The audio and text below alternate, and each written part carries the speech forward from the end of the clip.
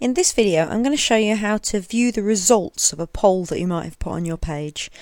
And so I'm going to use the one that we made earlier, which is just a really simple one with 3 options and a submit button. And we're going to look at how you can actually collect the results from that. Now, the first thing to say with a poll is you'll only be able to look at results if somebody's actually entered it. So the best thing to do to start with is actually complete the poll yourself, and that way you know that there is at least one result in there so you can look for it properly. So if I just answer this one and press submit, this does also mean that you can check that it's working. So my poll has now disappeared and my alternative message has come up, thanks for voting, so I do at least know that my poll works. So I can now close that page down. Now we're going to go to a different area of Frog now. At the minute we're still in school departments, in the department that I made called training, just for this, but we're going somewhere different now because we're going to go to the personal bit. Now you'll have been in the personal bit before to go to your home drive, which is your area of the school network, but we're not going there. We're going to the e-portfolio. Now I've not mentioned this to you before really, because this is kind of like your Frog home drive.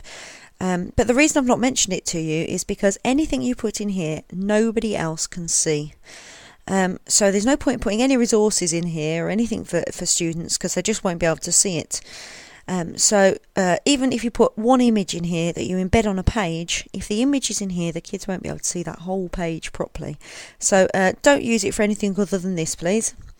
So let's make a page that we're going to put our poll results on. So we can go new, Frog page, web page. We're going to give it a name. And template to use, we'll put profile default, and that's all we need to put in, and press OK. And that will give us our new page. Double click to open it up, and it's just a blank page. So what we need to do is we need to go into the edit function so that we can look at the Frog bricks. Okay, so our blue Frog bricks have come up at the top, and it's forms that we're interested in, so we're going to go to that. But this time we're going to go to this very last one, which is the form results. So drag and drop that onto your page. Now we need to double click on it to configure it so it shows what we want it to show. And you've got 2 options. So the form, what you want to do is you want to click on My Forms. Now if you remember, when we made our form we assigned it to us. I put it under Test Teacher, which is the account that I'm using at the moment. You'd put it under your own name, but that now means that when I click My Forms it will recognise that form as belonging to me. Users, well, we want to see everybody's results. Logged in user means you'll see your own results to the form, but we want to see everybody's results, so change that to all users and press OK. Doesn't look much different now, but if we publish and exit it, remember our save button, you'll come up with this here. And you can see immediately that that poll, that training poll that we put in earlier, is now there. If I double click on it, I can see that that's what I put in earlier. And for every other person who enters my poll, that will be down there.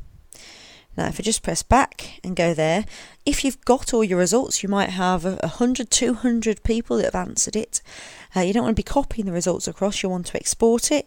If you just click on it once and then go to export database and open, what it will do is it will take all of those results and it will put it into an Excel file, which makes it really easy for you to sort and find and get all sorts of data from your results. So obviously at the minute we've only got the one result in, but you can imagine how useful this would be if you had a couple of 100 results that you needed to search through and analyse. And that is how you can see the results of a poll.